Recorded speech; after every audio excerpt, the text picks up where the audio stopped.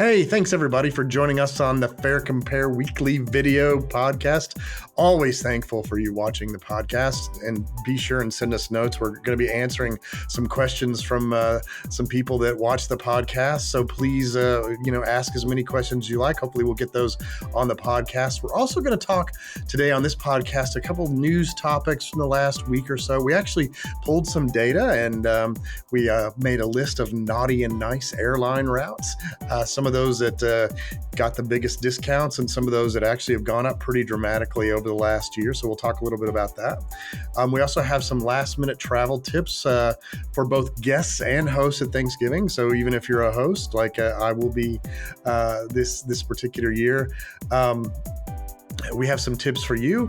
And then an ABC column that we wrote last week on how to handle the issue when you don't know exactly when you want to fly. You want to book your ticket, but you don't know what day you want to go. And now you have this non-refundable ticket issue, and what happens if you want to have to change your ticket.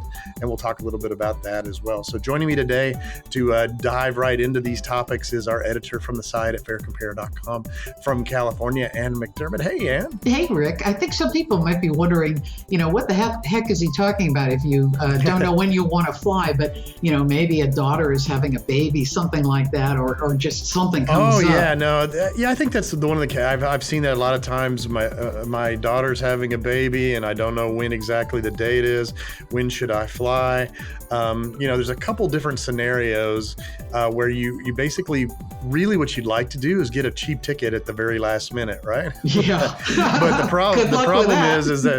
problem is that airlines treat you as though you're a business customer trying to buy a ticket at the very last minute, and they're gonna, stick it to you. One of my favorite all-time commercials, I think it was a Sprint commercial, was, two guys in an office with a cell phone or something, and somebody railing about something, and the guy goes, "Well, let's stick it to the man," and the other guy says, "Well, you are the man," because he's the head of the company. Oh, well, we'll figure that out later. So, they're going to stick it to you for the holidays, and that's just the way it is. But as a business traveler as well. But there are a few things that we can sort of get around the edges and fringes of this. The first thing is that it's one thing to sort of not know when you want to go for that day. Maybe you're trying to get somebody else to book a ticket along with you later that day.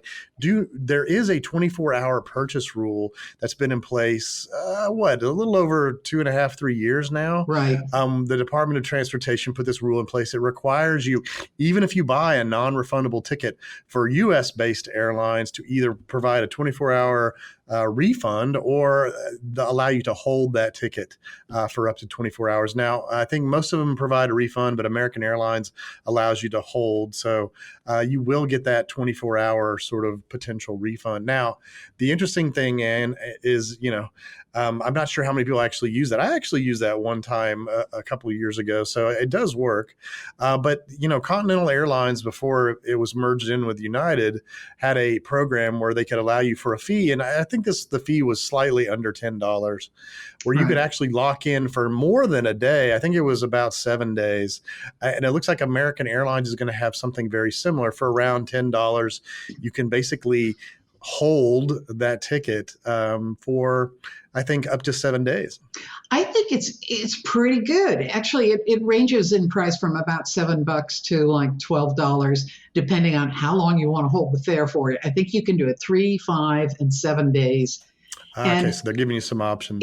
In some cases, a fare could take a dive, and if you've already bought your ticket and it's a non-refundable, like most of the ones we all buy, too bad. But so I guess it's good for gamblers too. I guess, it allows you to do a little bit of hedging there if you want to buy your ticket. So at least that's an option that's available to folks. Certainly, when you talk about airlines like Southwest Airlines, they do not have a change fee, right? So you're in pretty good shape, other than the fact that you can't get a refund of the actual cash. If you do decide to change, it has to be under your name within some time period. I believe Southwest is like 10 months or 11 months. You have to use that ticket. So that's another option out there if you're really worried about that particular thing. One of the interesting things too is that, I have elite status on at least one airline. And in many cases, some of these perks are already there for you. You can hold tickets for longer periods of time, especially international tickets, for example. So sometimes, depending on which airline you are, you may be able to do that as well. So sometimes achieving elite status can provide you some of that comfort you need as well. And just so of people course, get an idea, how many miles do you have to fly a year to be elite? yeah, it depends. And now there's not so much miles. With some programs, it's how much money you spend to Oh, become an right. elite traveler. But in the case of American, I believe it's 25,000 miles. And in some of the other ones, it's based on how much money you've spent on the particular, like Delta and United. Also, Southwest Airlines has a money-based program as well. So it's based on how much you spend. And if you're only traveling 2 or 3 times a year, you're not going to make that level. You have to be traveling probably at least once every couple months. So probably 6 to 10 trips a year. If you're flying to Europe a couple times, that might get you over the hump. But in general, it takes some serious amount of flying to achieve elite status. Now, would you ever recommend people buy refundable tickets? The difference in price between non-refundable and refundable tickets can be sometimes, a few $100s, sometimes $1,000. Yeah. So in some cases, refundable tickets are really sort of intended for business travelers who basically are going to charge off their clients in some cases, and who have no idea if they're going to go the next week or not. So that's another one of these interesting cases too. So if you're at the last minute, you're looking for a ticket next week, you don't know whether or not you're going to go or not. That's another reason to lock in that thing so you can actually lock in the price. And if you do decide not to go, then you're only paying a minimal fee for that. So it's sort of like, I have a tentative meeting next week or something. So for leisure travelers, I don't think this is as good, for example, but it does has a few use cases, like when you don't know when a baby's being born, or you don't know when certain events going to occur. But it's mostly, I think, for business travelers who may or may not have a meeting next week, because the price of a ticket's going to be high no matter what. So then the question is there going to be a difference between buying it 13 days early versus 8 days early? And you can lock in that 14-day price or that 15-day price and still get rid of it by the end of the next week. So you do have some options, but they're not great options. Yeah, again, and this is one of those things too that you wouldn't. This isn't in the normal path of buying your tickets, so it's something that you would have to sort of research and study and know about. So at least we have 2 airlines, which make up the 4 airlines that have 80% of traffic in the U.S. United and American Airlines offering this service. I don't know if we'll see that on Delta. Clearly, Southwest Airlines, without a change fee, probably wouldn't do this. We might see it on Delta. So there are also some third-party companies out there that let you hedge to some degree. I've seen there's a company called Options Away. I don't know a lot about the service, haven't tried actually doing it, but there are some other options out there as well. Well, I'm starting to feel like the holidays are just around the corner, mainly because they are just around the corner. We've got a naughty and nice list, and it's all based on FarCompare data. We have a lot of data, don't we? Yeah, we're getting in billions of itineraries each day. We study it. We're a big data company. So we're processing all this data every hour on the hour. And we went back and decided to look at some historical data and pick out some, some top lists, nice lists, naughty lists on some routes that have gone up or down and around the holiday season. And, I was sort of surprised that on the nice list, we saw things like Chicago, Miami, Chicago, Orlando, Detroit, Miami. It looks like Miami clearly is one of those. Chicago's clearly, and then New York to Dallas. All those dropping in price almost by half, and that's pretty darn good drop in price for the holiday season. Yeah, I have noticed in just the regular airline sales, Chicago is one of those cities that's is starting to pop up a lot with some That's great. cheap That's deals. certainly competition kicking in for those cities. Again, I have to stress that there's only a limited number of seats on these flights, right? So when we say the price dropped 50%, doesn't mean that everybody on the plane flew 50% off. It Right. means that a small number of seats were discounted for that piece, for that particular itinerary. So just be aware that if you're not seeing those kind of price drops, it's not unusual. It's just you don't happen to be one of the ones, for example, that signed up for alerts and were able to jump in on some of those great deals. And plus, these include these figures, averages include the lower prices that were available earlier, and it also includes both nonstops and connecting flights. And aren't the connecting flights usually cheaper? Yeah, no, these are many cases. In fact, very rarely is the nonstop cheaper than connecting. The only time you'll see the nonstops and connecting flights being pretty much the same price as when the flight's only 90 minutes or so, where it's kind of crazy to connect anyway. So, on very short haul stops, sometimes you see that. But as you get over 2.5 hours, very rarely you see the nonstop at the same price as connecting. You're going to get a break on the connecting flight on a competitive airline in many cases because they're going to get a premium for that nonstop. And, on the naughty list, it was kind of surprising to see Las Vegas with two of the routes on the naughty list that went up with both Denver and Atlanta. So, Rick, we saw Miami in the nice list. We also saw it for New York, Miami on the naughty list. Yeah, So I'm wondering if cities are different. It could be every route is different. Every city pair is different. That's why we have to monitor all these different routes, all the different airlines and itineraries each day, because it does change so dramatically, not only during the day, but over time, over weeks, and even over years. I'm thinking a lot of people like to go to Las Vegas for the holidays, because it's such a sacred town, get you in the mood. But I have no idea. But I do notice that on the nice list, a fare that's really gone down is New York, Dallas. But Dallas has just been having dazzling fares all year. Yeah, this is part of the ride amendment rolling off, late last year or last fall, I should say.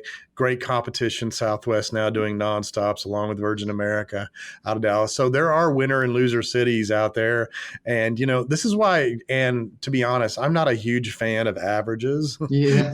We've had this discussion a lot. I hate putting out average airfares because what does an average airfare mean if it's Dallas to Houston versus LA to New York, right? It's like apples and oranges. And so it's okay to say, as a trend, from an average perspective, the trend is a certain direction, but I'm not a huge fan. Each individual city pair and city has different characteristics. And you might have, a handful of cities that are cheap and a handful of cities that are just ridiculously expensive. You average that all out and say, well, this city didn't have, any price increases, but really there was a lot of volatility. So I'm not a huge fan of averages. Don't write about them very often in my columns, or try to dig in a little bit deeper. We're going to continue to dig in deeper on some of these things. Well, for people who are interested in getting the very best deal for their own particular city pairs, sign up for alerts? Yeah, look, it's about starting a little bit earlier than you think. Don't procrastinate. Typically 5 months for international, 3 months for domestic, if you can. Certainly signing up for alerts is a great way to monitor a particular route. We'll send you a note. You're going to get a note if the price drops, or just monitoring your route. We're going to be shopping on your behalf, essentially. It's a great way to do it. Also, you want to, buy on the best days. You want to travel on the best days. The best day to buy still is Tuesday afternoon. That's when you have the maximum number of sale tickets in the system. Most sales occur late Monday night, and they start Tuesday. Everybody matches, and then typically they're 3 days in length. This is still the case. Now, many of these sales are very limited to, for example, only travel on Tuesday, Wednesday, or blacking out Sunday or Friday, for example. So the 3 cheapest days of travel are Tuesday, Wednesday, and Saturday. So shop a little bit earlier. Shop on the days that are a little bit cheaper, especially even if you can do it on half your trip. You'll always end up making a little bit better deal than you would have had you procrastinated. Okay, now let's talk Thanksgiving, which is really, really soon. You Yeah, wrote a yeah. column for Fox News, and it's got some tips that are useful for both the people who are getting the guests flying in and also for the Yeah. people who are flying in. And I love these tips because, they're just so sensible, but so often we don't think about them, like packing light, using a Yeah, carry-on. a lot of people look. It's the economy has perked up a little bit over the last few years, but there's still a lot of pent up demand for people that didn't go to grandma's house for Thanksgiving, Mm. and there's a lot of people that haven't flown in a while, and this is going to be their first ticket. They've got a little extra money in their pocket because they saved some money on a gas at the pump the last 6 months or a year or so. So one of the things that I think everybody knows about now, since it was the if I remember correctly, the spring of 2008 when we had the first bag fee, check Yes, bag fee. yes, yes. Carry-on fees are a little bit different, and that's something you have to be careful about. But in general, if you pack light, and generally that means a rollerboard, that's okay, but that might actually mean a backpack in the case of some ultra low-cost airlines Right. like Spirit Airlines and Frontier, for example, or if you happen to be in a city that has Allegiant, they do charge for carry-ons, but if you have sort of a small backpack, they do not charge for If that. it goes under the seat.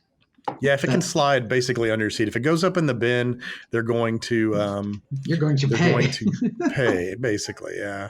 So the other thing that I would note too is that there is a lot of activity with airlines that go on. They change flights sometimes. They change flight numbers. They change flight times, especially if you have international flights. Sometimes they'll change connections. For example, connecting cities.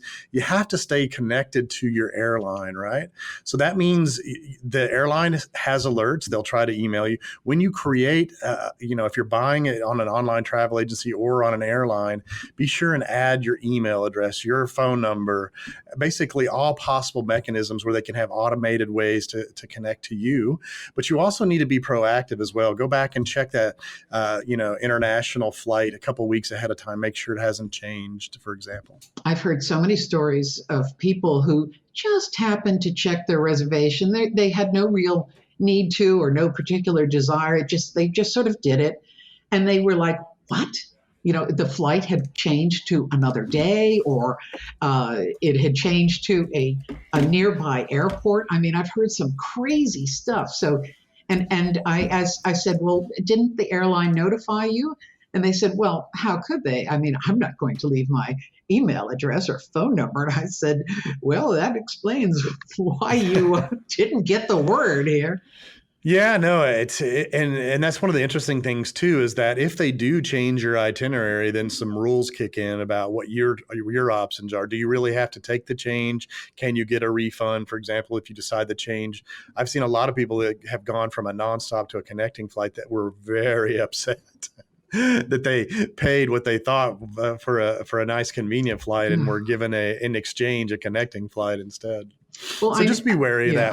that. The other thing too is, as you're traveling, this is going to be the busiest time of year. A lot of us will be, even though we shouldn't be, if you wanted a cheap ticket, flying on the Wednesday before and the Sunday after Thanksgiving, the two busiest days of the year, the two ramp up days for TSA, long lines, the parking lots that, at least at my airport at DFW, continue to be under construction.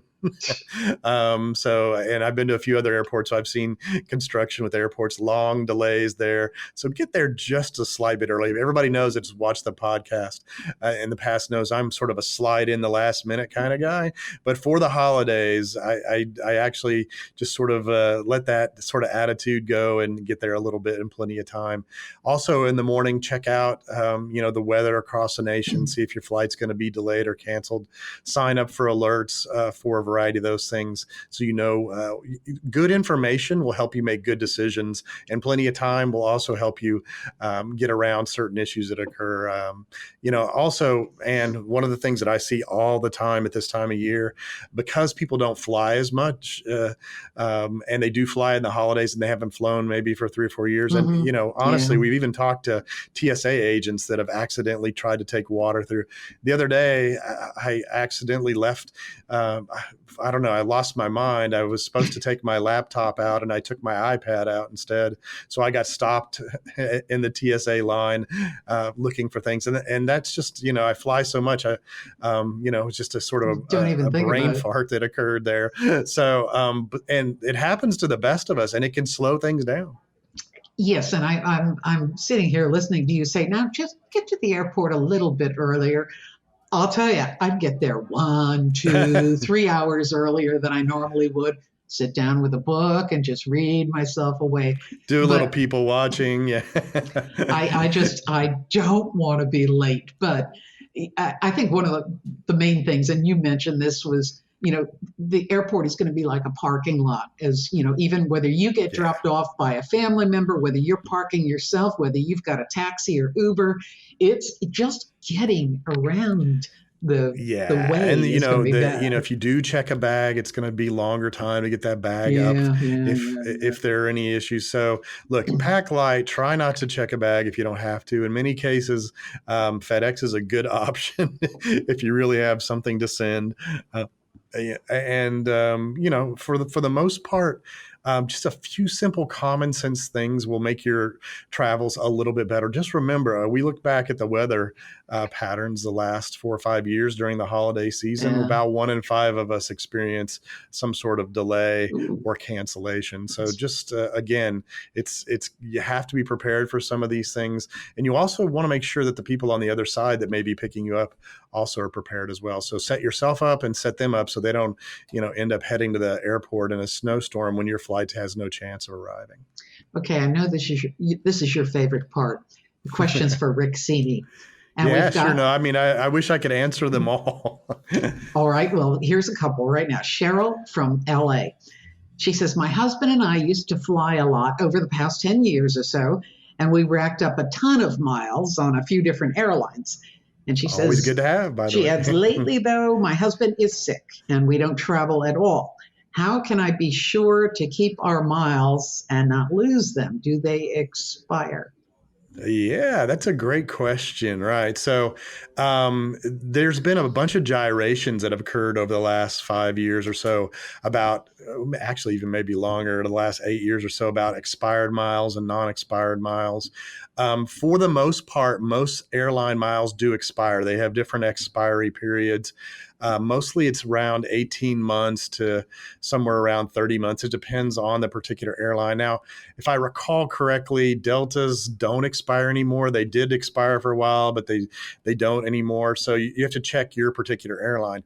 The more important part of this is that the reason they expire is that you have no activity in your account. So then the question is, how do I get activity in my account if I'm not flying? As Cheryl mentioned, they're not flying at the moment, but they want to make sure they keep their miles. So there are some tricks to do that. For example, sometimes they allow you to have stores on some of these sites where you can buy magazines or some small item, for example. And that would cause activity. So, get a $10 subscription to a magazine or a $5 subscription. This actually happened to me recently. My daughter has not.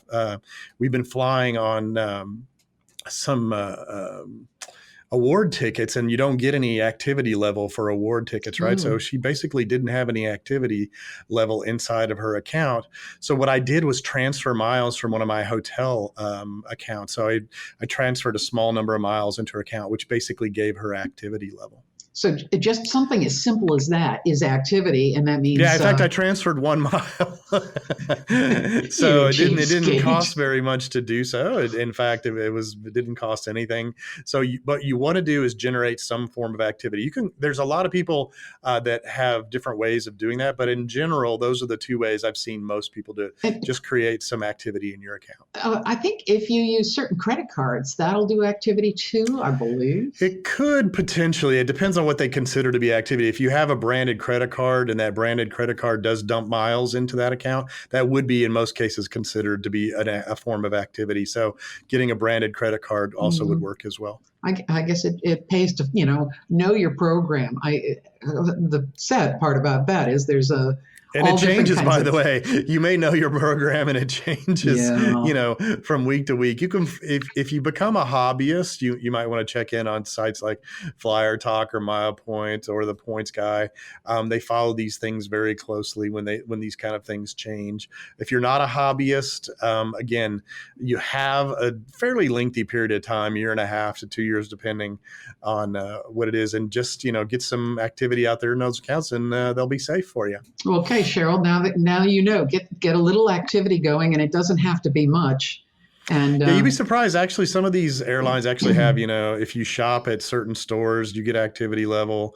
You can buy something that yeah. causes activity level. So each one of them has a different way to do things. Okay, Chrissy from Cebu. Am I pronouncing that right? Philippines. Oh, yeah, Cebu. Cebu. Yeah, one of the airlines, Cebu Pacific, is one of the low-cost airlines that I've been on in the past. She says, I am trying to book a flight for our live-in nanny from the Philippines to Nassau, Bahamas, without having to go through the USA because of visa issues. Is there a search that will exclude US and Canada airports? She says it looks like her only option is British Airways, and their flights are outrageous. Now, that is Chrissy saying that, not us. Yeah, that's interesting. I haven't run into this question before, because when you're in transit, I'm not completely positive that you would really have to have a visa for your in-transit country. So say you were heading, to the Caribbean via Los Angeles, connecting, from Asia somehow, you're in essence in transit. I'd have to actually go back and look at and make sure that that's the case. Now, if you wanted to make sure that you didn't connect in the United States, for example, on our search results, we don't have a button that says, do not connect in the U.S., but there is on the left-hand side a filter where you can actually remove connecting airports. Mm-hmm. So you can actually, and you'll still get your list of airports within there. So you can actually remove those connecting and see all the different options that you potentially have. You'd have to know that airport was in the U.S., but it's done in a way so that you could actually remove some of those. So that's one way to do it. But I'm not positive, and we'll have to actually come back on another podcast. I believe it's not a problem. So for example, if you had to have a visa from the Philippines to, for example, the Bahamas, for example, if you didn't have to have a visa, if you were in transit through Los Angeles, I don't believe you would have any issue there. The only issue with a visa is if you actually tried to clear customs in Los Angeles. Right. Well, I don't know. Maybe I'm doing this backwards, but my thought is, look at the Nassau airport website and see who flies there, and maybe work it back that way. Well, no, again, you can just do a query from Cebu to Nassau or or Freeport or wherever she happens to be heading, and you can remove out some of the U.S. ones that way if you work backwards. Simpler. But if you can also look to see which airlines fly those routes. We have on our pages, I think we list the airlines that fly the particular route or the connecting ones. But we'll have to go back on, and we'll follow up with this on the next video podcast on whether or not she's going to have a visa issue. She won't really, I don't believe she'll need a US based visa if she's just in transit. Yeah, I think other countries, I've heard things like that, but I don't think the U.S. does that. But yeah, I don't think they do as well. It's sort of like I think it's treated like an embassy of sorts, right? If you're in the in transit section of an airport, you're in a sort of countryless section, for lack of a better word. So you only enter that country once you actually head through customs and border control. So I think she's okay, but I want to confirm that before I make that. Never really had that as a particular issue. So good question from Chrissy, and we will follow up with her directly and make sure that we answer that question. And if anybody wants to read more on these, you come to FarCompare.com, and we've got all these articles and many more tips. The Ask Rick section has got oodles of good stuff. And we Yeah, I also love have these questions. So please send them to me. I just did a bunch of radio shows this morning answering some questions. Catch the video podcast on iTunes, Stitcher, SoundCloud, some other platforms. And by the way, don't forget to download our new native app for both Android and iOS, Apple iOS, Adventurous. So check out there, type in FarCompare into the App Store, and you'll be off to the races. Or you can go to our website, FarCompare/app, and it will also give you a link so you can try out our new app. I love that app. It is so, I mean, it's so cool. I look at it every day because we're adding some of the really cool photos and places to go. Yeah. So I'm getting some new ideas added to my bucket list. So we got a new version for iOS coming out in a couple weeks, which adds some more features to it. So I'm looking forward to that as well. It's got cool stuff, and it tells you how to get the best deal to get there. So what could be Love better? it. All right. Thanks, Ann. Thanks.